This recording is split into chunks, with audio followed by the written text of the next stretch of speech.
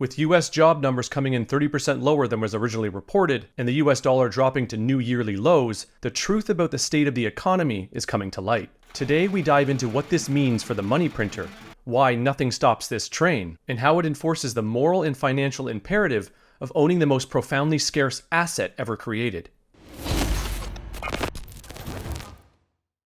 What's up, YouTube? Happy Bitcoin Infinity Day, and what a glorious day to celebrate the absolute scarcity of Bitcoin. Because just this morning, the Bureau of Labor Statistics revealed that the US economy created 818,000 fewer jobs than was originally reported in the 12-month period through March 2024.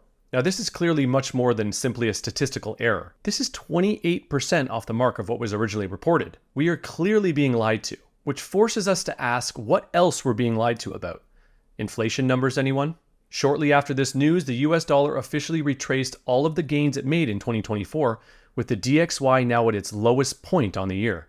So what exactly does all this mean? Well, for one thing, it makes it clear that the economy is not as healthy and robust as we have been led to believe, which means the money printer is getting closer, my friends. Nothing stops this train.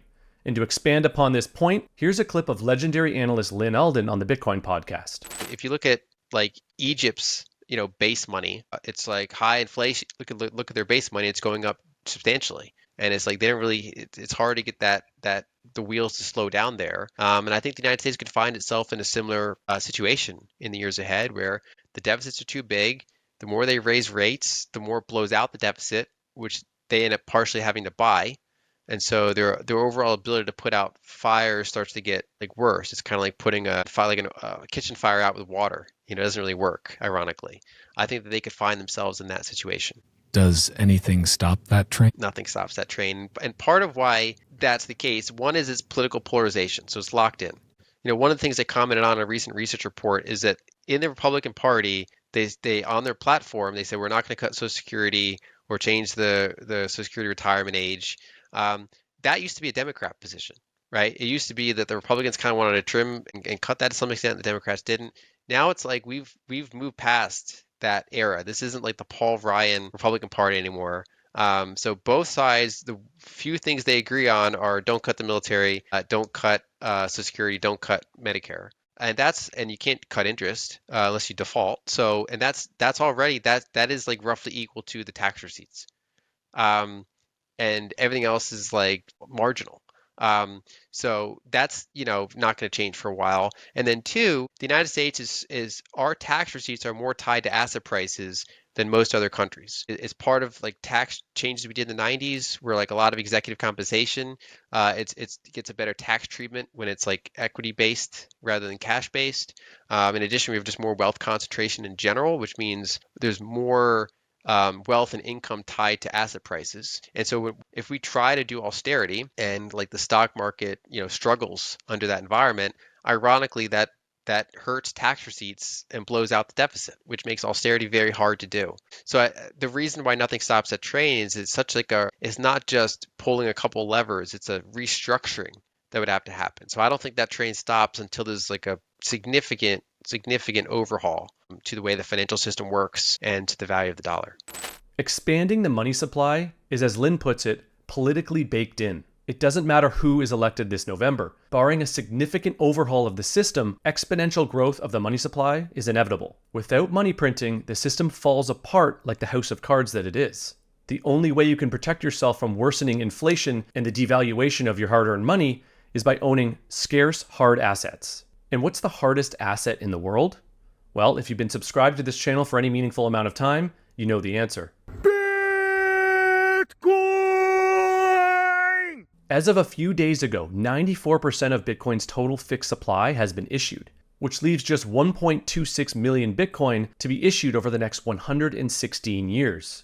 To really nail down the point of the profound scarcity of Bitcoin and how suddenly apparent it will become to the financial world, let's have a look back at Michael Saylor's gold rush thesis. Here in the Bitcoin gold rush. It started in January of 2024, and it will run till about November of 2034. In November of 2034, 99% of all the Bitcoin will have been mined, and the last 1% comes out over the next 100 years. So for all practical purposes, the stock stock to flow ratio of Bitcoin is infinity in 2034. It becomes noise. At the beginning of the gold rush, no bank could custody Bitcoin, no institutional investor could buy Bitcoin, no Wall Street trading firm. When those spot ETFs were approved, that created a fire or an avalanche. The genie's out of the bottle. It doesn't matter who's elected president next. It doesn't matter who's the next head of the SEC. No politician's opinion, no banker opinion, no regulator opinion matters after that date. That kicked off the gold rush. There is nothing more scarce than Bitcoin, except maybe your time. And the next 10 years will solidify its future as the premier global store of value. And after that, you best believe it's coming from medium of exchange and unit of account.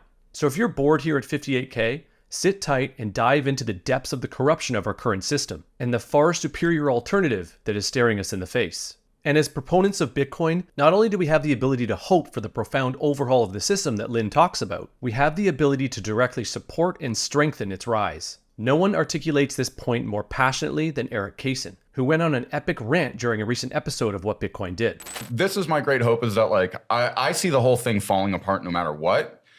And my real call is that we need to start talking about how do we create the system that comes after it. It's not like the founding fathers sat around and they were like, hey, you know what we really need? We just need a new king. He made the choice to create a dynastical change in human history that allowed to say, people actually have God-given rights that come from them, and it's not just from a unitary sovereign. People are dignified by God himself, who allowed for this opening where it naturally occurs that we can have freedom of speech, that we should be able to own property, that we should get to pursue happiness under what that means for us. There's a huge potential with the technology we have, with the ability to create decentralized applications and the way to use robust applied cryptography to create a new organizational structure for everybody, so that this question of politics and how we organize ourselves is resolved once again for the next 250 years. But that's only if we get serious about understanding how much this system has failed us, how much it betrays us, and how every single time we play this game of acting through hope, making promises, getting all riled up for change, and what do we get after it? We get a bunch of kids get drone bombed in the same way as the last administration. And to me, this is the despicable and deplorable thing that we have to deal with, is that there's a mechanism of horror and death that our money directly contributes to, and we have no democratic processes to actually resist it. And furthermore, when we do try to resist it, we're criminalized. And one of the key points that they pointed out in the Nuremberg trials was that all citizens everywhere should have the right to resist unjust wars, according to if they're murdering people outside of the legislative context. It is crazy to think that each of us are held captive to pay into this war machine. And to me, that's what Bitcoin has always represented, is that I can actually say no now. And yeah, maybe they can lock me up or do whatever they want, but they can't have my money. The system is slowly falling apart, and the depths of its corruption and rot is coming to light. So we can sit back and bicker at each other behind our screens and put all our hope in electing the next man or woman to make it all better, or we can put our time and energy into strengthening the very thing that purports to fix it. Or, as Michael Saylor puts it, I think that you will spend 40,000 hours of your life, maybe 60,000 hours of your life trying to make money. It is worthwhile to spend 100 hours of your life figuring out how to keep it. So put your head down, work hard, filter out the noise, and put your 100+ hours in. And with Bitcoin Infinity Day and it being the 21st of the month, take this opportunity to show your support for a moral monetary system by smash buying $21 through the Swan app. Visit swan.com/app and quickly get your first or your next $10,000 in Bitcoin purchases with zero fees. So what do you think about the botched job numbers and the state of the economy? How about the next 10 years and the profound nature of its increasing scarcity? Let me know in the comments, like this video, and of course subscribe to the channel for more content like this. And check out yesterday's video on Bitcoin's sluggish price action and why exactly Bitcoin bulls are so sure about where it's headed. Thanks for watching and happy stacking.